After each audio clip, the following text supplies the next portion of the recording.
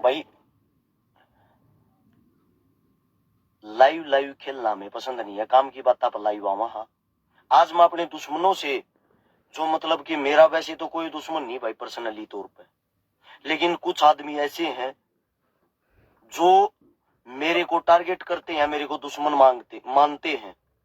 आज मैं उनसे भी एक मदद मांगना चाहता हूं भाई। मेरे जितने साथी जो जुड़ चुके हैं, आप सभी साथियों से एक मदद मांगना चाहता है आपका भाई हर्ष शिकारा। और मैं ये देखता हूं मेरे कौन कौन से भाई मदद के लिए या कौन कौन सी बहनें आगा होंगी। एक बार आप सभी साथियों से विनती है, ज्यादा से ज्यादा 5 मिनट का समय लूंगा। 5 मिनट से ज्यादा भाइयों का समय खराब नहीं करूंगा।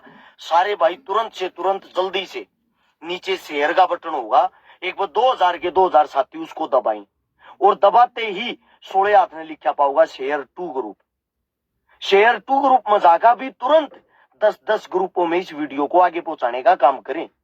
आप लोग हमारी ताकत हो। मैंने बोलना अगर कम कर दिया ना, मेरी जुबान बंद होगी। मैंने देखा किसी ने आवाज नहीं उठाई, मैंने मदद करना बंद कर दिया, टीम हर्ष शिकारा ने मदद करना बंद कर दिया। मैंने देखा है किसी की मदद नहीं हुई। अगर हर्ष शिकारा ने लाइव आना बंद कर दिया तो सब के सब अपने घर बैठ के कोई लाइव नहीं आया। इसका मतलब डायरेक्ट और सीधा ये हो गया, जितने भी आदमी हैं वे ज्यादातर टांग खिंचाई के लिए आगे आते हैं, काम करने के लिए नहीं। मेरे सारे भाई पूछ रहे भाई क्या बात होगी। भाई एक नंबर की बात है भाई, राजवीर कहने लग रहा है आईपीएल किसी की पर्सनल लाइफ है। भाई बिल्कुल पर्सनल लाइफ है, खेलो, हमें कोई मतलब नहीं है। मैं अपनी काम की बातें बताने के लिए आया हूँ। कोई अपना नाश करो, खेलो, देखो, कुछ करो, हमने कोई मतलब नहीं है। सच्चाई है ये। लोगों की पर्सनल लाइफ में दखल अंदाजी देने वाले हम नहीं है, लेकिन जो काम की बातें उनके लिए तो होंगे। एक बार आप सभी साथियों से विनती है भाई, बार बार एक ही बात कर रहा हूं मैं, जो कह नहीं पाऊंगा क्योंकि मैं बहुत थोड़ा समय लेना चाहता हूं। ये नाम के पीछे भारतीय लगाने से कोई भारतीय नहीं होता, कुत्ते के बीज, समझ गया। इज्जत करनी सीख, अपने देश की कुछ करना सीख। नाम के पीछे इतना बड़ा शब्द लगा के बकवासबाजी करने के लिए आ जाते हैं। आप सभी साथियों से विनती है भाई, साथ के साथ वीडियो को शेयर करते रहना। मैं अपनी बात शुरू करता हूं, जो आप लोगों को बता रहा हूं। अभी सरकार ने सीधे साफ शब्दों में बोल दिया कि कोरोना बहुत ज्यादा मात्रा में फैल रहा है। कोरोना से बचने के लिए एक बहुत ही अच्छा उपाय है जो आप लोगों को बता रहा हूं। ये मैं नहीं, ये आप लोगों की सरकार, ये हमारे प्रधानमंत्री साहब कह रहे हैं, ना कि कोई हर्ष शिकारा। आनंद, गलत जगह ठोकर मारूंगा साले के, गाड़ गुड़ाड़ मत दे। अपनी बेबे अपनी मां बांधने दे ले, जाट पे दूंगा साले के घर आके। ये बकलोलबाजी पसंद नहीं है, और ना मैं गंदा बोलना चाहता। आगे देगा एक तसड़ा को घर के बाहर आएगा फिर। यार बकवासबाजी मत करा भाई, सीधी सी बात है। ये मुद्दे तो भटकाने के लिए लोग आ रहे हैं भाई। आप लोग वीडियो को शेयर करते रहे, इग्नोर करें इन बातों को। यार खुद की हालत खराब है, हम भी बीमार हैं। कोरोना क्या है, कोरोना के कारण ये बोल रहे हैं कि भाई ऑपरेशन क्लीन चलेगा, आंदोलनकारियों को हटाएंगे। अब सुनो भाई, आंदोलनकारियों को हटाने से पहले कोरोना महामारी भयंकर रूप ले चुकी, सच्चाई है ये। स्कूल कॉलेज ऑफिस में कोई भी ना जाए, क्योंकि कोरोना बहुत भयंकर रूप ले चुका है। शीघ्र ही अपने नजदीक किसी चुनावी रैली में जाकर कोरोना से बचें, समझ गए। इसका बचाव है रैलियों में जाना। हमारे प्रधानमंत्री साहब दिन में प्रचार मंत्री बनकर 2 लाख लोगों की रैलियों को संबोधित करते हुए कहते हैं, मित्रों आप लोगों की संख्या बहुत कम है। और रात को सोने से पहले प्रधानमंत्री बनके घर से लाइव आते हैं, भाइयों बहनों 2 गज दूरी, मास्क है जरूरी। और हम इतने बड़े पागल घटिया आदमी क्या राय देते हैं हमें, भारत की जनता को कितना मूर्ख बनाया जा रहा है। रैलियों में कोई कोरोना नहीं, बंगाल में कोई कोरोना नहीं। हक की लड़ाई लेने के लिए बॉर्डरों पर किसान बैठे, यहां कोरोना है, यहां कोरोना फैल गया। मूर्ख आदमियों, मैं उन घटिया इंसानों से कहना चाहूं जो प्रधानमंत्री प्रधानमंत्री प्रधानमंत्री का जाप करते हैं, उनको बताना चाहता हूं, अपने उड़ने के लिए 8,500 करोड़ रुपए का प्लान ले लिया। बीजापुर में अभी हमला हुआ था, हमारे जवानों की लाशें उठाने के लिए एम्बुलेंस नहीं थी। 8,500 करोड़ रुपए का हेलीकॉप्टर आ जाता है, जहाज आ जाता है, लेकिन एम्बुलेंस उठाने के लिए लाशें नहीं है। और इतनी पागल जनता, इतने पागल ये पत्रकार जो गौर से बातों को सुनते हैं और झूठ को दबाते हैं। अभी मैंने एक भाषण सुना, मोदी साहब का पेज खोलकर वहां देख लेना आप लोग। क्या कह रहा है आपका पिताजी? कबीर दास जी का जन्म, गुरु नानक जी का जन्म और गोरखनाथ जी का जन्म। कबीर का जन्म 1398 में हुआ था, गुरु नानक का 1469 में, यानी कि उसके 72 साल बाद, और गोरखनाथ का जन्म 11वीं सदी में, यानी कि इन दोनों से 300-400 साल पहले। आपका पिताजी रैलियों में वोट मांगने के लिए पता है क्या कह रहा है? यहां पे तीनों एक साथ भगवान का नाम और झूठे घटिया आदमी नीचे बैठ के तालियां बजा रहे हैं। इतिहास तरोड़ मरोड़ के सुनाया जा रहा है और नीचे घटिया आदमी तालियां बजा रहे हैं। उनको यही नहीं पता कौन कब पैदा हुआ, किसने क्या किया। ये है सारी मूर्ख जनता, जिनके पिछवाड़े पे लात मारते, इनसे पैसे लूटते, इनको लूटा जाता है। प्रधानमंत्री साहब को देश चलाने के लिए, देश हित के लिए, खुद को तो 30 रुपए के पेट्रोल पे 60 रुपए का टैक्स चाहिए। अगर किसान अपनी एमएसपी हक की मांगे तो किसान देशद्रोही, किसान देशद्रोही। आप लोगों से पूछना चाहता हूं, ये जो नीचे हंसते हैं, जो दांत दिखाते हैं, गधे के बच्चों, क्या तुम्हारा बाप किसी के घर पेट भरने के लिए आया? बिहार में चुनाव होने के बाद बिहार दोबारा गया है, हरियाणा में चुनाव होने के बाद दोबारा तुम्हारा बाप यहाँ आया है। अब बंगाल में चुनाव होने के बाद देखना तुम्हारा बाप वहां जाएगा नहीं।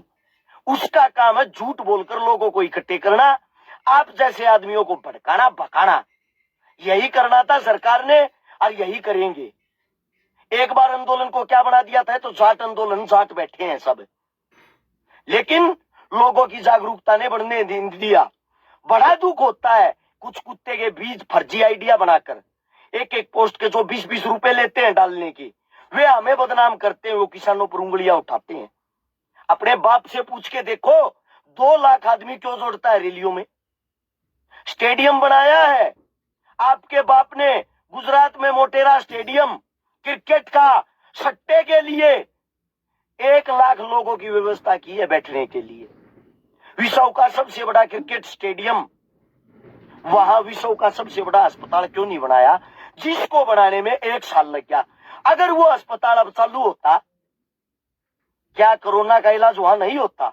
हमारे से कहा जाता है कोरोना से बचाओ, भाई एक भी आदमी बता दो अभी तक किसी किसान को कोरोना हुआ हो, कोई साथी बॉर्डर पर गया हो और उसका कोरोना हुआ हो। मौसम बदल रहा है, 14 दिन से मैं भी बीमार हूँ, खांसी जुकाम बुखार सबको होता है। इस समय पे सबको होती है ये चीजें। इस समय पे वायरल फैलता है, जिसके कारण हम बीमार होते हैं। अगर मैं डॉक्टर के जाकर चेक कराऊंगा, 100% कोरोना बताऊंगे। इसीलिए ये पिछले 24 घंटे के केस दिखा रहे हैं 2,17,000।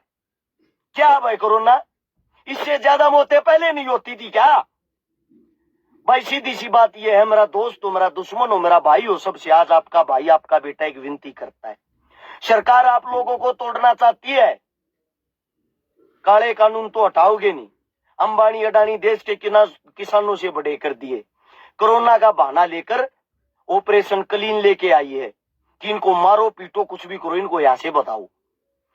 खुद की चुनाव रैलियां इनको दिखती नहीं, आंदोलनकारी किसान दिख गए, वोट मांगते वक्त भीड़ दिखती नहीं, हक मांगने वालों की भीड़ दिख गई। दोगलेपन की सारी सीमाएं लांघ गए ये। आप लोगों के सामने दोगलेपन की सारी सीमाएं लांघ चुके हैं। एक सच यह भी है, दिल्ली बॉर्डर पर एक भी किसान को आज तक कोरोना नहीं हुआ है, एक भी किसान को। लेकिन तानाशाही सरकार को यह दिखाई नहीं देगा। क्यों? क्योंकि आप और हम घटिया हो चुके हैं, बिक चुके हैं, हमारा खून पानी बन चुका है, हमारे अंदर इंसानियत नहीं रही। हम अपने किसानों के लिए, जवानों के लिए आवाज नहीं उठाते। हम खुद ही अपने ही भाइयों को देशद्रोही घोषित करने में लग जाते हैं। बीजापुर में अभी हमला हुआ, दुर्भाग्य की खबर थी, हमारे पास एम्बुलेंस ही नहीं थी। लाशें लाने के लिए एम्बुलेंस नहीं दी। हमारी इतनी घटिया प्रवृत्ति होगी है, जो पढ़ाई की, लिखाई की, किसान की, जवान की, अस्पताल की, इलाज की बातें करेगा ना, वही देशद्रोही। अगर आप अभी इस 17 तारीख से 4 बार से ज्यादा बार पैसे निकलवाओगे या गिरवाओगे, आपके अकाउंट से 150 रुपए काट लिए जाएंगे। जो भाई ऑनलाइन का काम करते, जिनका काम ऑनलाइन का है, जिनकी पेमेंट ही ऑनलाइन से आती, वो कहां जाएंगे भाई? रुपये बचेंगे उनको 50 कटेंगे, 150 निकलवाते टाइम, 150 डलवाते टाइम। हर दिन प्रतिदिन गरीब आदमी का गला घोटा जा रहा है यहां से, और हम एक दूसरे पर उंगलियां उठा रहे हैं। मैं भाई सभी साथियों से एक आज विनती करता हूं, हमारे काका ताऊ बहन भाई सब लामणिया में बिजी हैं भाई, लामणी करने लाग रहे खेता में सबके सब। और इस टाइम पर सरकार ने उचारी है, ये बोधे हो रहे हैं, न तोड़ लो। आप सभी साथियों से विनती है भाई, यो मैसेज सारे का पहुंचना चाहिए हर एक कोने में। हमने भाई टूटना नहीं, हमने ताकत दिखानी है अपनी। हमारी बहन, हमारा भाई, हमारा दोस्त वो है जो हमारे साथ खड़ा है। आप सभी साथियों से दोबारा से फिर कह रहा हूं, लगातार 4,500 आदमी आप तमाशा देख रहे थे इस वीडियो में।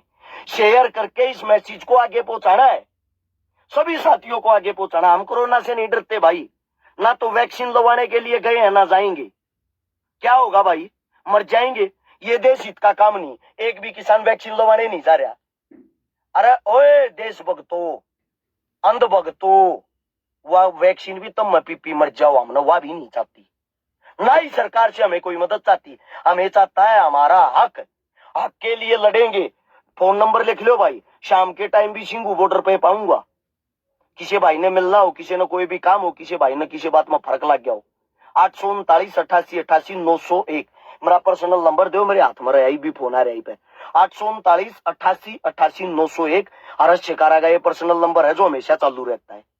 और भाई सभी साथियों से एक विनती है, अगर आप किसान पुत्रों, किसान के बेटों, विवेकता दिखा दो भाई।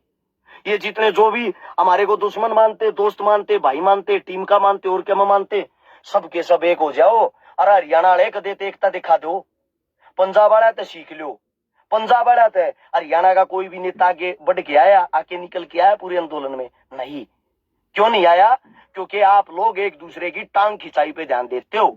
ये आगे कैसे बढ़ गया? आप लोगों को इस बात से मतलब नहीं है, आप लोगों को सिर्फ अर्जुन की तरह मछली की आंख दिखनी चाहिए। हमें 3 काले कानून दिखने चाहिए जो हमें हर हाल में लागू नहीं होने देने हैं, कैंसिल करवाने हैं। हमारा ध्यान सिर्फ उस चीज पे होना चाहिए, हाल फिलहाल तो एक दूसरे की टांगे मत खींचो, हाल फिलहाल तो या फेसबुक पे गाली गलौज करिए, अनाप शनाप ना करो। किसी के बस का नहीं, अपने घर में तो चुप बैठे रहो। गरीब आदमी दिन प्रतिदिन मरता जा रहा है। किसान अपनी लड़ाई लड़ने के लिए बॉर्डर पर आया था, बॉर्डर पर आकर जब किसान ने हालात देखी तो पता लगा पूरे देश की लड़ाई किसान लड़ रहा है। गरीब आदमी दिन प्रतिदिन गरीब होता जा रहा है। आप लोगों में अगर 1% भी ताकत है, अपनी सरकार से सवाल जवाब तो करके देखो। नेता हम बनाते हैं, हम क्या किसी नेता में हिम्मत है? आप अपने इलाके में जहां से वोट मांग कर वो विधायक, MP, मंत्री बने, वहां जाकर अपना प्रोग्राम कर ले। ऐसी क्या मुसीबत आ गई भाई? राजा अपनी प्रजा के पास नहीं जा सकता, क्यों? क्योंकि इन्होंने सारे घटिया और गंदे काम किए हैं।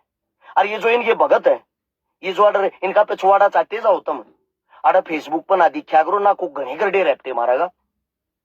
बिनियामीन मेरा भाई, जम्मू का पहलवान, भारत केसरी।